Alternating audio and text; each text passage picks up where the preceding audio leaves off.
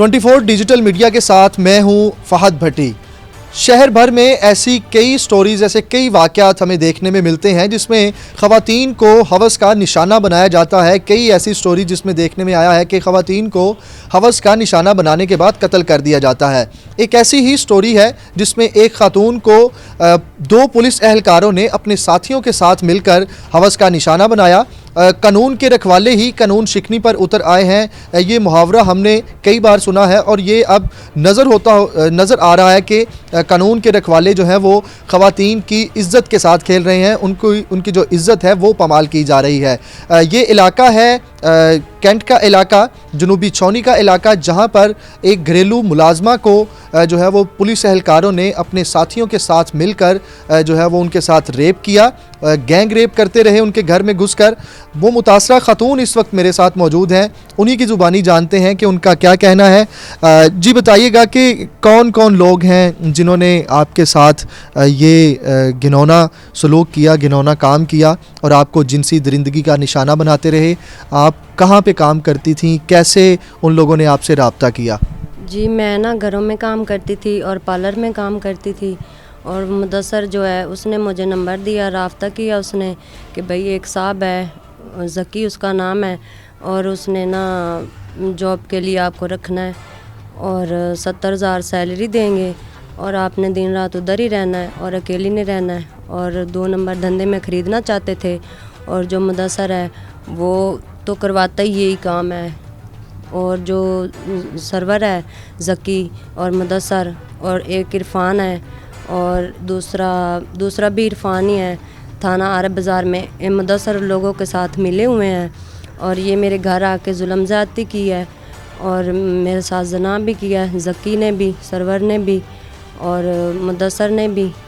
और इरफान मुझे मारा, इरफान ने थाने ले गए हैं, मेरा फ़ोन छीन लिया है और मेरा सामान भी कुछ उठा के ले गए हैं, ओवन वगैरह, और 2-3 फ़ोन है, मेरे अब्बू का आईडी कार्ड है, मेरे भाई का है, मेरे भाई को भी मारा। अच्छा ये बताइएगा कि वो आपके घर पे आए, उन्होंने आपको कोई नौकरी की ऑफ़र की और आपने क्या उनको मना कर दिया या क्या आपकी उनके साथ बातचीत हुई कि वो आपके घर तक आ गए? जी मेरे घर मैंने मना किया था फ़ोन पे कि भाई मैंने ये जॉब नहीं करनी। फिर मेरे घर जानते थे, घर आ गए, मेरे घर आके मुझे फिर जुल्म ज़्यादती की और शराब भी पी हुई थी, चरस भी पीते हैं, ये हैं चोर लुटेरे और जनाई, तो लोगों की इज़्ज़तें ख़राब करते हैं, मुदस्सर और सरवर ज़की ये सब। अच्छा वो सब लोग जब आपके घर आए तो आपके घर में आपके खामन या आपके भाई देकर लोग नहीं थे मौजूद, या उन लोगों ने आपको जो है वो ज़्यादती का निशाना बनाया आपके घर पे? जी मेरे भाई घर थे, मेरी भाभी घर थी, बच्चे, और मैं किराए पे रहती थी भट्टा चौक में, हाजी स्वीट वाली गली में। तो मेरे साथ जुल्म ज़्यादती करके फिर मकान मालिक भी उनके साथ मिल गए थे और मकान मालिकों ने भी अगवाई दे दी, उन लोगों ने भी कुछ मेरा सामान उठाया है मकान मालिकों ने, और मुझे जलील करके वहाँ से निकाल दिया। मेरी किसी ने सुनी नहीं है।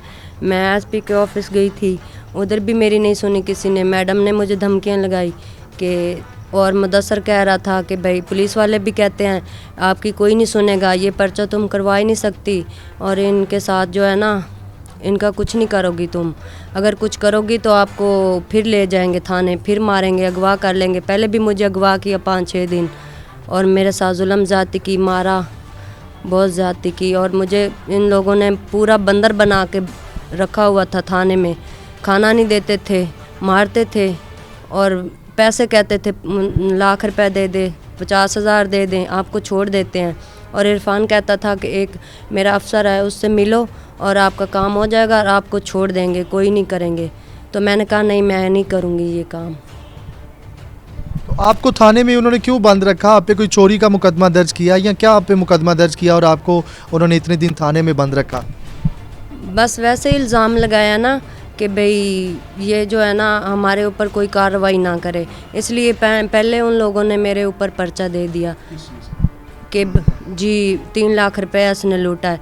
वो 3 लाख जो मेरे ऊपर उन लोगों ने इल्ज़ाम लगाया, वो 3 लाख तो मेरे इंश्योरेंस के पैसे थे, बीमा पॉलिसी के, और मैंने गांव जाना था अपने जानवर ख़रीदने।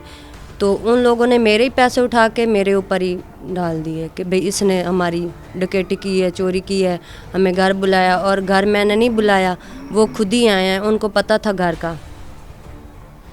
अच्छा, ये बताइएगा कि आप इतने दिन पुलिस स्टेशन में बंद रही, आपको थाने में बंद रखा गया, आप पे चोरी का इल्ज़ाम लगा के आप पे तशद्दुद किया जाता रहा इतने दिन, तो आपको जब रिहा कर दिया गया, आपको छोड़ दिया गया, तो आपने कहीं किसी पुलिस स्टेशन में या किसी एसपी के पास या डीआईजी के पास उनके खिलाफ़ कोई दरख्वास्त नहीं दी, उनके खिलाफ़ कोई कार्रवाई नहीं करवाई?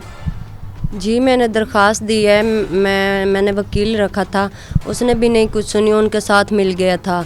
उसका नाम है मियां नसीम, वो उधर रहता है कैंट व्यू में। मियां नसीम वकील, उसने भी पैसे लेके मेरा कोई काम नहीं किया, वो भी पैसे 50,000 खा के तो साइड पे हो गया। और एसपी के ऑफिस गई हूँ, उसने भी मेरी नहीं सुनी। ऊपर से एसपी मैडम जो थी उसने मुझे धमकियाँ लगाई हैं, मेरा फ़ोन फिर छीनने लगी थी। मेरे भाई और मैं दोनों गए थे, मेरे भाई को भी पकड़ने लगे थे, मुझे भी। फिर हम ना वहाँ से कहीं जान छुड़वा के घर आए हैं। तो घर आए हैं तो फिर थाने गए सामान लेने के लिए, फिर धमकियाँ लगाई, पकड़ लेंगे तुझे। तो अभी आप क्या मुतालबा करती हैं कि आपको इंसाफ दिलवाया जाए? क्या मुतालबा करेंगी आप, क्या कहना चाहेंगी? जी मैं ये कहना चाहती हूँ कि मेरा इंसाफ हो, बस मेरा जो सामान है वो मुझे वापस मिल जाए, और मेरी कोई सुन नहीं रहा, मेरी सुनी जाए बस।